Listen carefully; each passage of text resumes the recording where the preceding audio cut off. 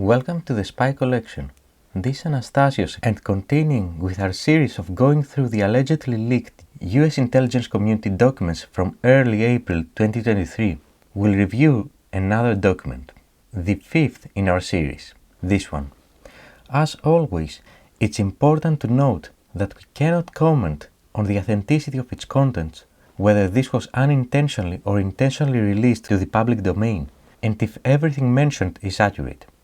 In our videos, we address those from the educational perspective as they are unique artifacts of the espionage world, and if they turn out to be real, also important to document for historical purposes.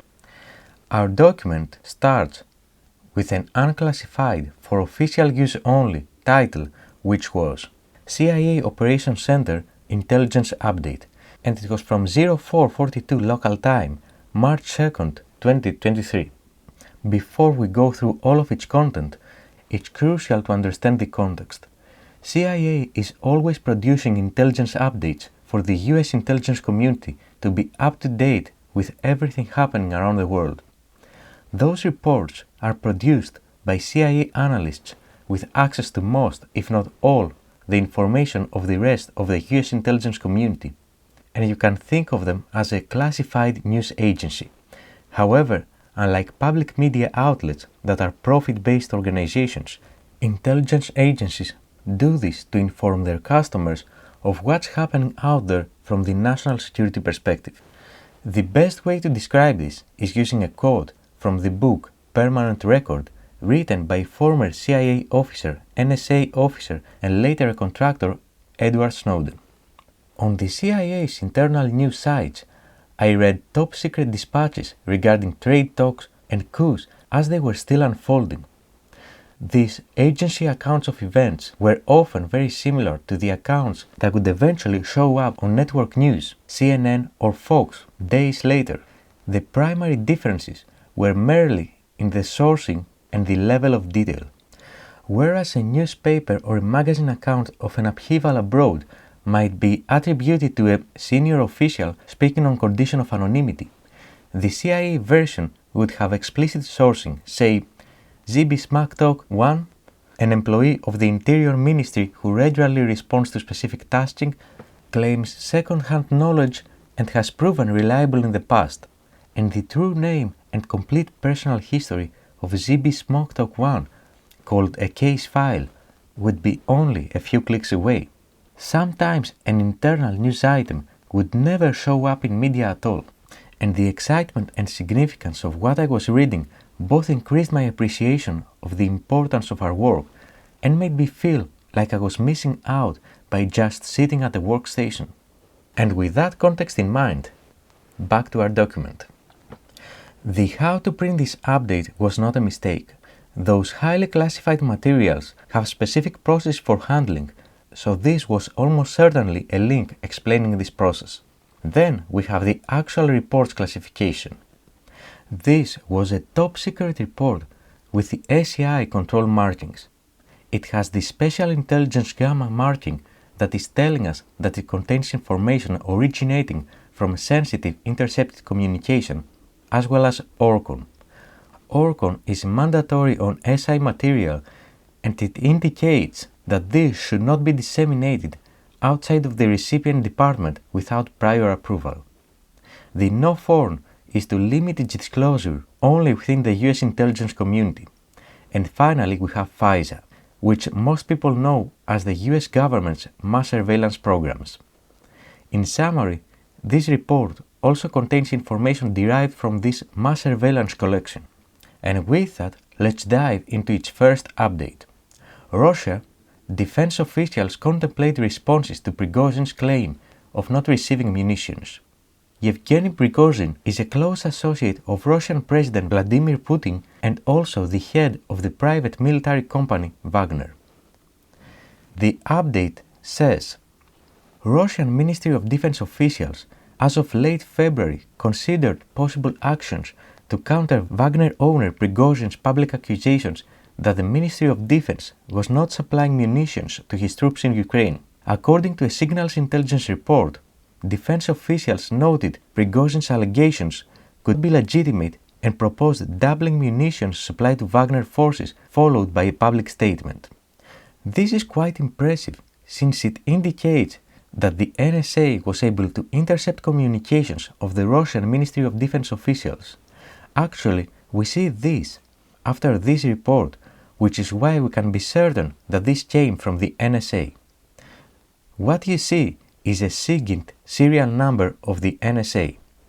G is due to the gamma subcontrol, meaning it's a sensitive intercepted communication, and the double O is the PDDG, the producer designator digraph of the NSA inside the US intelligence community.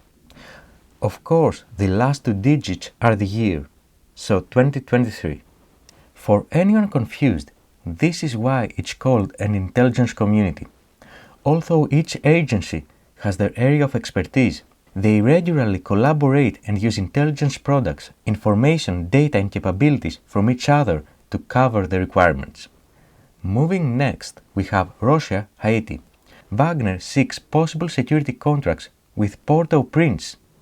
And here you see another very rare marking, DSEN. This stands for DEA sensitive, which means that this update originated from covert or clandestine activities of the US Drug Enforcement Administration. Let's read it. Wagner Associates, as of late February, plan to discreetly travel to Haiti to assess the potential for contracts with the Haitian government to fight against local gangs, according to a law enforcement report. And we have the DEA serial number for this IIR. IIR stands for Intelligence Information Report, and the last number is the year of production, 2023. This allows the recipients to find out exactly where this is coming from if they are interested in that, as described in Snowden's quote during our introduction.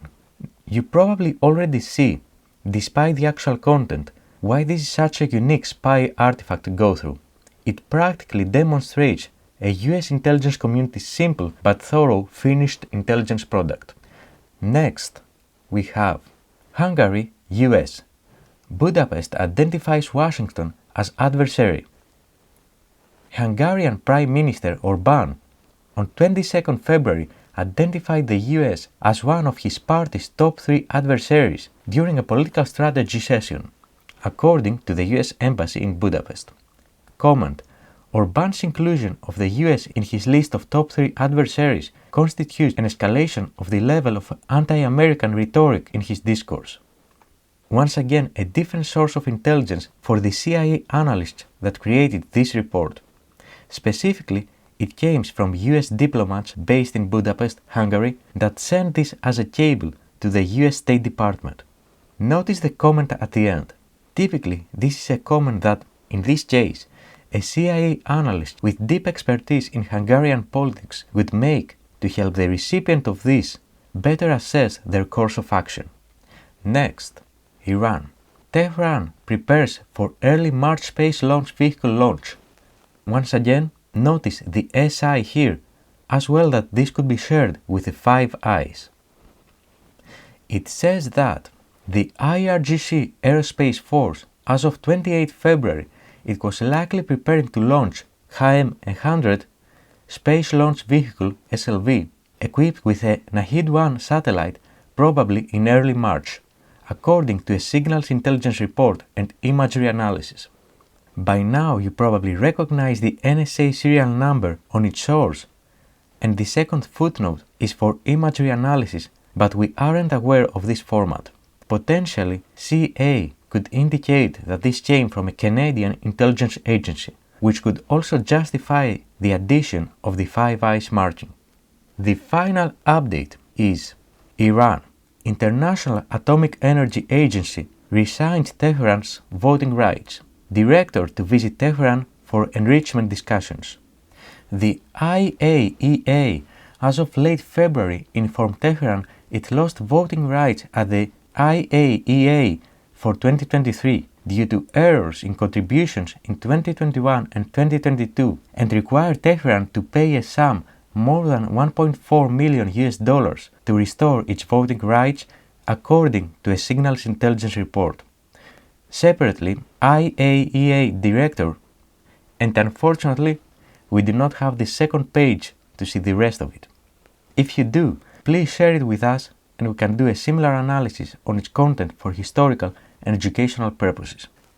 We want to remind you that we aren't in a position to verify the authenticity of this document or assess whether its content was real, fabricated, or fake. In any case, however, it's an excellent learning material for people interested in the US intelligence community and also provides a glimpse of how governments and their spies keep themselves up to date with what's happening in the world. No, it's not through public media or news websites, but it's with classified updates from what is known as all-source intelligence analysis. As Snowden also described in his book, in some cases parts of that might be seen in the news headlines, others they might be intentionally or unintentionally misrepresented in the news, and in other cases the general public will never know. So anytime you read a newspaper, check out a news website, or listen to some breaking news, keep in mind that nothing is as it seems.